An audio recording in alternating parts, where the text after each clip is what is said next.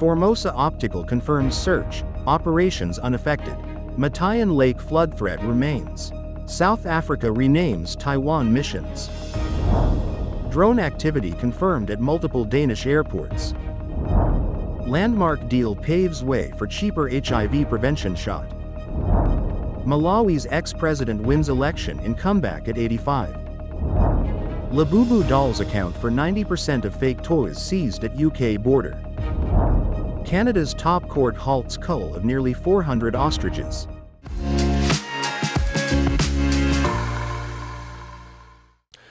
Hello, I'm Johnny. Thank you for joining us on Funny News. It's Friday, September 26th. Save the Koala Day, and here are your top stories.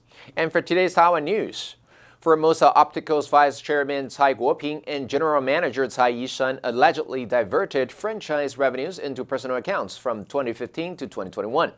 Prosecutors seized evidence, questioned them, and released Cai Guoping on $5 million bail with travel and residence restrictions.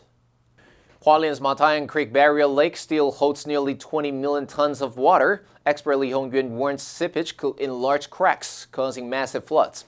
Over 60 million tons have already hit the area, with focus now on helping residents recover rather than debating technical terms.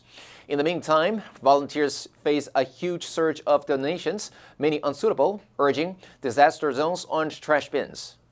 South Africa renamed Taiwan's two missions to Taipei trade offices in Johannesburg and Cape Town.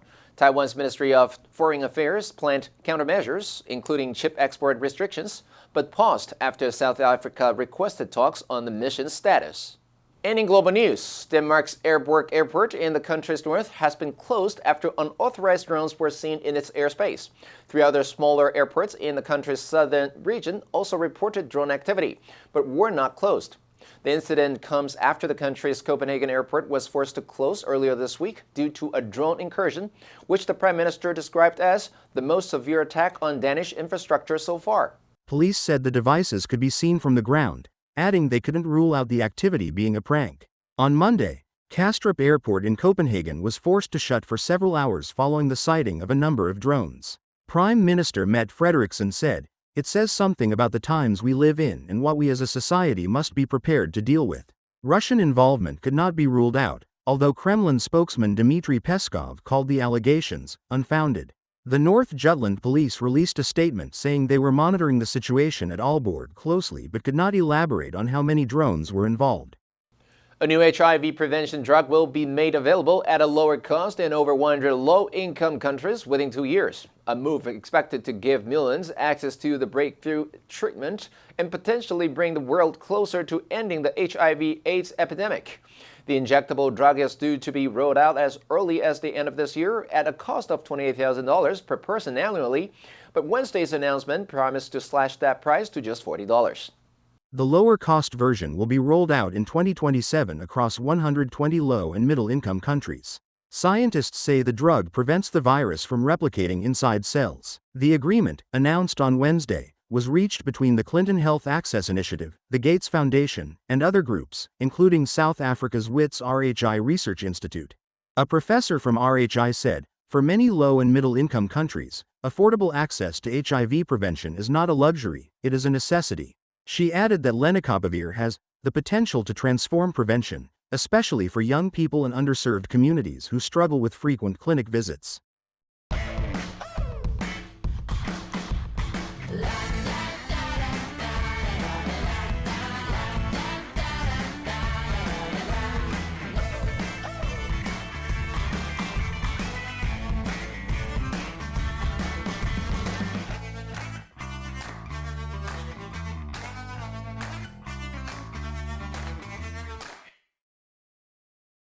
Malawi's former President Peter Mutharika has been declared the winner of last week's elections, marking a huge comeback for the 85-year-old. Official results show he won 57% of the vote, compared with 33% for President Lazarus Chakwera. He conceded defeat ahead of the final result, phoning Mutharika to congratulate him on his historic win. A former professor of law, Mutharika previously served as president from 2014 to 2020 and now inherits an economy in deep crisis.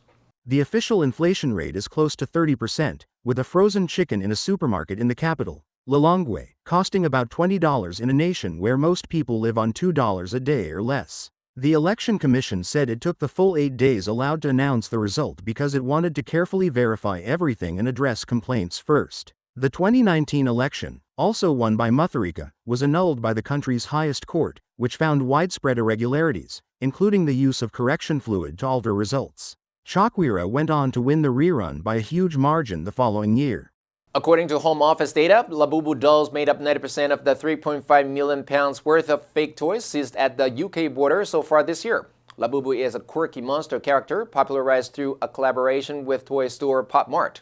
Although they are mainly marketed as adult collectibles and fashion accessories, with some boxes even stating they are only suitable for those over 15, they are very popular with young people and children. But according to the Intellectual Property Office, IPO, nearly 3 in 4 seized toys failed safety tests, with the dangerous fakes found to contain harmful chemicals or choking hazards. A new campaign from the IPO, called Fake Toys, Real Harms, aims to highlight the dangers of buying counterfeit items. 7 in 10 fake toy buyers are motivated by cost, while only 27% cited safety as a consideration when making a purchase. Rare editions of genuine Labubus can sell for hundreds of pounds on resale sites.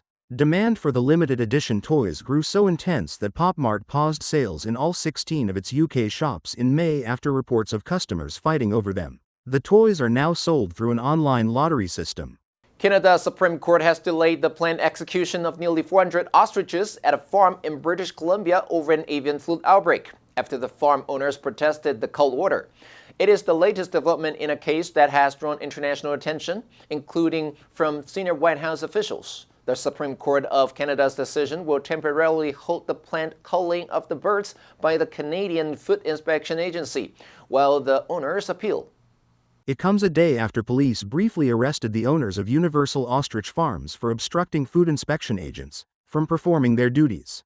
In a statement, police said the food inspection agents had been granted a warrant to search the farm's property. Officers were requested to accompany them due to increased tensions and protests at the farm. The CFIA said it will maintain custody of the birds as ordered by the court and provide appropriate feed and water with veterinary oversight. It also said that search warrants authorizing the agency to take control of specific areas of the farm remain in effect, and access is restricted without CFIA permission.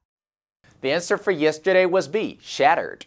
The bad news completely shattered her confidence. Did you answer correctly? Now let's delve into today's news. Drone activity confirmed at multiple Denmark airports. Number 1, unauthorized, 未经授权的，非法的。The employees were disciplined for unauthorized access to the company database. Number 2, incursion, 入侵、侵犯. The army repelled the enemy's incursion across the border. Number 3, unfounded, 无根据的，没有事实依据的. The rumors about the CEO's resignation were completely unfounded. Now we have a question for you. You can write your answer in the comment section. The correct answer will be announced next week. Started by the Australian Koala Foundation, Save the Koala Day is part of a larger celebration throughout September, known as Save the Koala Month. As koala habitats are being destroyed through deforestation, they are in urgent need of help. The day was created to raise awareness that koalas are at risk and have been placed on the endangered species list. Thank you for tuning in to today's FUNDAY news. You can watch our news from Monday to Friday and click the link below to join FUNDAY for free. I will see you next time.